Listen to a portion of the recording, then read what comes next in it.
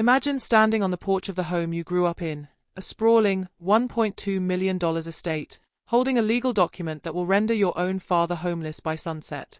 This isn't just a family feud, it's a masterclass in financial warfare. 2 years ago, Sarah's father sat her down in this very foyer and told her she was too soft for the family's $450,000 liquid inheritance. He called her ungrateful. He called her financially illiterate.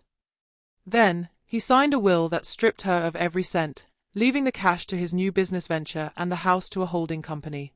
But he made one fatal mistake. He forgot that Sarah was a top-tier credit analyst. While he spent the next 24 months burning through his cash on a failing tech startup, Sarah was playing the long game. She didn't argue. She didn't cry. She waited for the market to dip, for the mortgage to go into arrears, and for the bank to come knocking.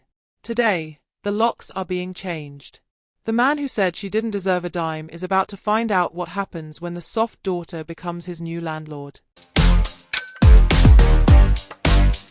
To understand how we got here, we have to look at the old money mindset of Robert Miller. Robert was a self-made real estate mogul in the U.S. Northeast.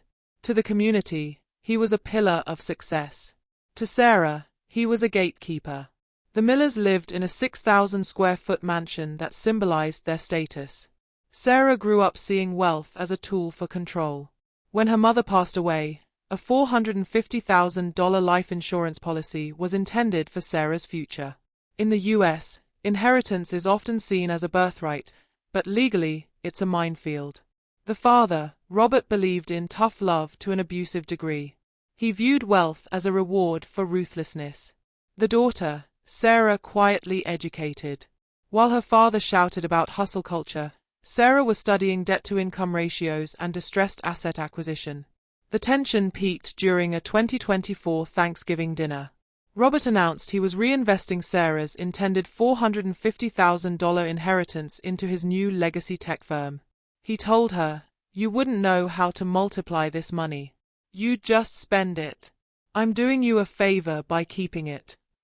This is where the empathy for the villain usually ends. Robert wasn't just protecting the money, he was using financial gaslighting to keep Sarah dependent. He assumed she would live in the family guest house forever, under his thumb. He didn't realize she had already opened a high-yield brokerage account and was building a private consortium of investors. The crime here wasn't a physical one, it was a series of catastrophic financial blunders by Robert and a silent, predatory observation by Sarah. The timeline of the collapse. Month 1 to 6, Robert's tech firm fails to gain series of funding. He begins leveraging the family mansion as collateral for business loans. Month 12, interest rates in the U.S. climb. Robert's variable rate loans begin to bleed him dry. He misses his first property tax payment. Month 18, the legacy tech firm files for Chapter 11. Robert is cash poor but house rich, except he no longer owns the house outright, the bank does. Sarah watched the public filings like a hawk. In the United States, if you know where to look in public records, you can see a disaster coming miles away. She saw the lease pendens, a formal notice of a lawsuit involving real estate, filed against the mansion. Instead of helping him, Sarah did something cold. She formed an LLC, Alpha Property Holdings. She approached her father's primary lender. She knew the bank didn't want a massive house that required $5,000 a month in maintenance, they wanted the debt off their books. While Robert was out trying to charm new investors, Sarah was in the boardroom of his bank. Using her own savings, a small group of silent partners, and a perfectly timed mortgage application, she bought the non-performing note on her father's house. She didn't just buy the house. She bought his debt. Robert thought he had a red herring to save him. He told Sarah he had found a buyer for the mansion who would let them stay as tenants. He felt smug. He thought he had outmaneuvered the bank. But the psychological insight here is fascinating. Arrogance blinds you to the fine print. The buyer Robert thought he was negotiating with was actually a shell company representing Alpha Property Holdings. Sarah was effectively negotiating against her father through 3 layers of legal counsel. The moment of truth came during a routine audit. Robert's lawyers realized the title hadn't just been transferred, The new owner had filed an immediate notice to quit. In most U.S. states, particularly in the Northeast, eviction is a lengthy process, unless the resident has no valid lease. Robert had never signed a lease for his own house. He was technically a tenant at sufferance. Robert tried to claim financial elder abuse, a common defense in family wealth disputes. He argued that Sarah had used insider information about his business to ruin him. But the court saw it differently. Sarah hadn't stolen anything. She had paid market value for a distressed asset that Robert had neglected. The motive wasn't just greed, it was the ultimate balancing of the scales. He took her $450,000, she took his kingdom.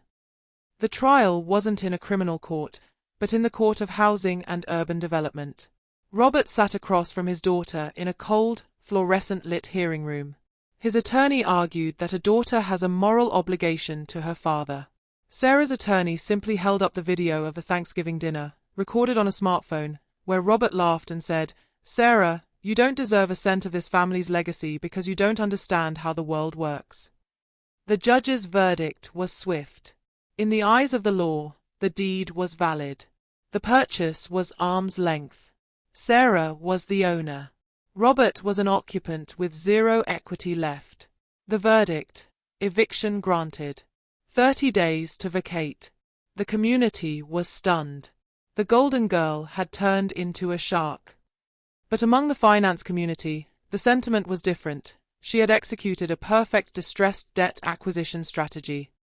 Robert moved into a 2-bedroom apartment, funded by the meager remains of his failed business. He hasn't spoken to Sarah since the locks were changed. Sarah didn't move into the mansion. She did what any smart investor would do: she flipped it. She sold the property for a $600,000 profit, effectively recovering her $450,000 stolen inheritance plus 33% interest.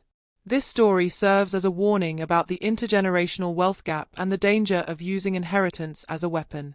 In America, your family might be your blood, but in the eyes of the bank, you are just a credit score and a title. Sarah proved that the best revenge isn't an argument, it's a balance sheet. If you think Sarah went too far, or if you think she's a financial genius, let us know in the comments. Would you evict a parent who stole your future?